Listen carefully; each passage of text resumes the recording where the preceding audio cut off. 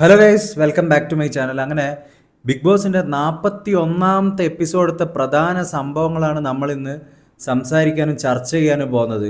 അപ്പോൾ എപ്പിസോഡ് തുടങ്ങിയിരിക്കുന്നത് ഏറ്റവും വലിയ ഇന്നത്തെ പ്രധാന സംഭവം എന്ന് വെച്ച് കഴിഞ്ഞാൽ ലക്ഷ്മിയുടെ ഇന്നലത്തെ പൊറാട്ട് നാടകത്തെക്കുറിച്ചുള്ള ഒരു ഡിസ്കഷനാണ്. അതായത് ഒനിയിൽ കൺഫെഷൻ റൂമിലേക്ക് പോവുകയും അവിടെ വെച്ച് ഒനിയിൽ പറയുകയാണ് എൻ്റെ ക്യാരക്ടറിനെതിരെയുള്ള ഒരു ഫേക്ക് അലിഗേഷനാണ് ഇവിടെ ചെയ്തിരിക്കുന്നത്. അത് പുറത്തുള്ള എൻ്റെ ഫാമിലിക്കും കാര്യങ്ങൾക്കും എല്ലാം വളരെ വിഷമം ഉണ്ടാക്കുന്നൊരു കാര്യമാണ്. അതായത് കുടുംബത്ത് പിറക്കാത്തവൻ എന്നൊക്കെയാണ് ഒനിയിലിനെ ലക്ഷ്മി പറഞ്ഞത്. വളരെ മോശമായിട്ടുള്ള പരാമർശം. അതും ഒരു ഡ്രാമ ക്രിയേറ്റ് ചെയ്തിരിക്കുന്നതാണെന്ന് 100% വിസിബിളാണ്. അതായത് വൻ പരാജയമായിരിക്കുന്ന ലക്ഷ്മി എന്ന് പറയുന്ന പുരുഷ വിദ്വേഷി റെന ഇന്ന് ജയിൽ നോമിനേഷൻ്റെ ഇടയിൽ കറക്റ്റായിട്ട് അത് പറഞ്ഞു. വെറും പരാജയമാണ് ലക്ഷ്മി. ടാസ്കുകളിൽ വെറും പരാജയം. ലക്ഷ്മി യു കെ എന്ന് വന്നിരിക്കുകയാണ്. വേറൊരു സംഭവം എന്ന് വെച്ച് കഴിഞ്ഞാൽ ഇന്നലെ ഈ ഒരു സംഭവത്തിൻ്റെ ഒരു ഹോൾ പിക്ചർ നമുക്ക് കിട്ടാൻ വേണ്ടിയിട്ട് സംസാരിക്കുകയാണെങ്കിൽ മസ്താനി ഒരു ടാസ്കിൻ്റെ ഇടയിൽ അനീഷ് വീഴാൻ പോയപ്പോൾ എന്തോ മറ്റോ ചെയ്തു. അത് ഒരു സിമ്പിളായിട്ടുള്ളൊരു കാര്യമാണ്. ആരും അവിടെ നിന്ന് കയറി പിടിക്കാനൊന്നും പോകുന്നില്ല. അത്രയ്ക്കും തലക്ക് വിവരമില്ലാത്ത ഒരു മനുഷ്യൻ ആ ബിഗ് ബോസ് ഹൗസിൽ ഉണ്ട് എന്ന് എനിക്ക് തോന്നുന്നില്ല. അപ്പോൾ ഒനീലിനെ പോലുള്ളൊരു മനുഷ്യൻ ഒരിക്കലും അത് ചെയ്യുകയില്ല. അങ്ങനെ ആരും ചെയ്യില്ല, ഒരു മനുഷ്യനും ചെയ്യില്ല. ഇനിയിപ്പോൾ അങ്ങനെ എന്തെങ്കിലും സൂക്കേടുള്ള ഒരാളാണെങ്കിൽ വരെ അങ്ങനെ ചെയ്യാൻ നിൽക്കില്ല. കാരണം 72 ക്യാമറകളിൽ ഇത് കൃത്യമായിട്ട് ക്യാപ്ചർ ചെയ്യുന്നും നാറുന്നും പുറത്തിറങ്ങാൻ പറ്റാത്ത അവസ്ഥയാവുന്നും ഏതൊരു വിവരം കെട്ട കഴുതയ്ക്ക് വരെ ബോധമുണ്ടാവും. ഒരു മനുഷ്യൻ ആക്സിഡൻ്റലി പറ്റിയൊരു കാര്യം അത് മസ്താനി പോയിട്ട് ഈ ലക്ഷ്മിയുടെ അടുത്ത് ഡിസ്കസ് ചെയ്തു, പ്രൈവറ്റായിട്ട് ഡിസ്കസ് ചെയ്ത് അപ്പം തന്നെ വീട്ടിലുള്ള എല്ലാവരെയും അറിയിക്കുന്ന രീതിയിൽ ഒച്ചയും ഇതും ഉണ്ടാക്കി എല്ലാവരും ഞെട്ടിപ്പോയി. ലക്ഷ്മിക്ക് എന്തോ പറ്റിയെന്നാണ് എല്ലാവരും വിചാരിക്കേണ്ടായിരുന്നത്. പക്ഷെ നേരെ മറിച്ച് ഈ മസ്താനിൻ്റെ ഇഷ്യൂ എന്തോ വലിയ സംഭവമായിട്ട് മസ്താനിക്ക് ഇല്ലാത്തതിനെക്കാട്ടും പ്രശ്നമാണ് ലക്ഷ്മിക്ക്. വെറും വിരോധം. അതായത് പക്ക ഡ്രാമ. ഇവരുടെ അവസ്ഥ എന്താണെന്ന് വരെ ചോദ്യം ചെയ്യുന്ന തരത്തിലാണ് ഇവരിന്നലെ കാണിച്ച ഡ്രാമ എന്ന് പറഞ്ഞു കഴിഞ്ഞാൽ.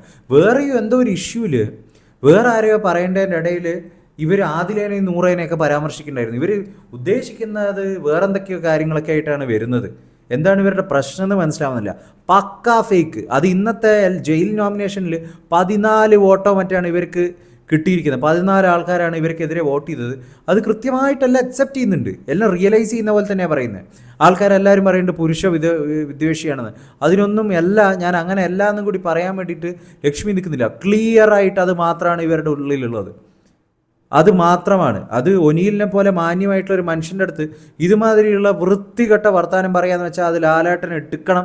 നല്ല ക്ലിയർ ആയിട്ടുള്ളൊരു ആക്ഷൻ എടുക്കണം തന്നെ ഞാൻ പറയുന്നത്.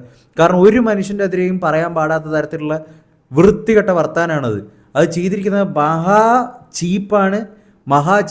ലോ ക്ലാസ് ഗെയിമാണ്. Low class game. ഇത്രയും തരം താഴ്ന്ന ഒരു കണ്ടസ്റ്റൻറ്റ് ഈ സീസണിൽ വേറെ ഇല്ല എന്നുള്ള കാര്യം നിസ്സംശയം നമുക്ക് പറയാൻ പറ്റും. ഏറ്റവും ചീപ്പ് മസ്താനിയെക്കാട്ടും ചീപ്പ്. മസ്താനി പോലും ഇത്രയും വൃത്തികെട്ടൊരു ചീപ്പ്നെസ് കൊണ്ടുവരില്ല. അമ്മാതിരി ലെവലിൽ ചീപ്പാണ്. എന്തായാലും ഒനീലിന് അത് നല്ല എന്താ പറയുക വളരെ വിഷമിക്കുകയൊക്കെ ചെയ്തിട്ടുണ്ടെങ്കിലും അനിലിൻ്റെ ഭാഗം എന്തായാലും ക്ലിയർ ആയിട്ടുണ്ട്. ആ പ്രേക്ഷകരുടെ ഇടയിൽ തന്നെ സംഭവത്തിൻ്റെ സത്യാവസ്ഥ എന്താണെന്ന് എല്ലാവർക്കും ഒരുവിധം മനസ്സിലായിട്ടുണ്ട്. അതുകൊണ്ട് ഒനീൽ അതിൻ്റെ കാര്യത്തിൽ ഇനി ബേജാറാവേണ്ടയോ ഭയപ്പെടുത്തേണ്ടതൊന്നും കാര്യമില്ല.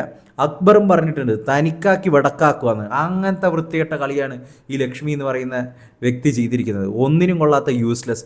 ഈ ആഴ്ചയിൽ തന്നെ ഔട്ടാവണമെന്ന് ഞാൻ ആഗ്രഹിക്കുന്നു. വേറെ ആരും അതിൽ നിന്ന് ഔട്ടാവേണ്ട ആവശ്യമില്ല.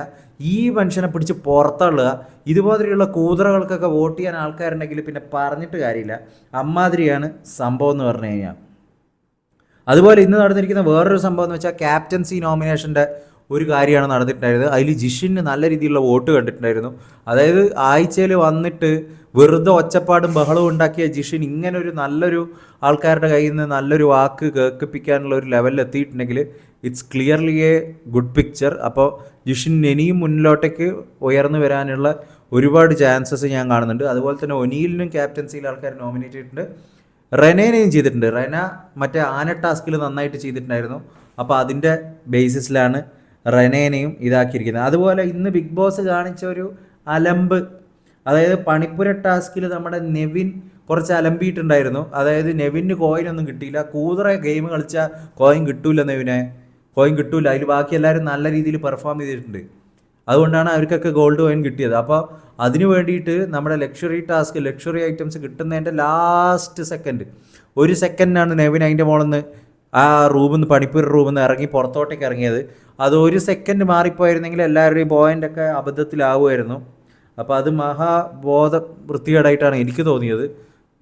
ഇത് എന്താ പറയുക, സ്വന്തം കാര്യത്തിന് വേണ്ടി മാത്രം ചെയ്തിരിക്കുന്ന മഹാവൃത്തികേട്.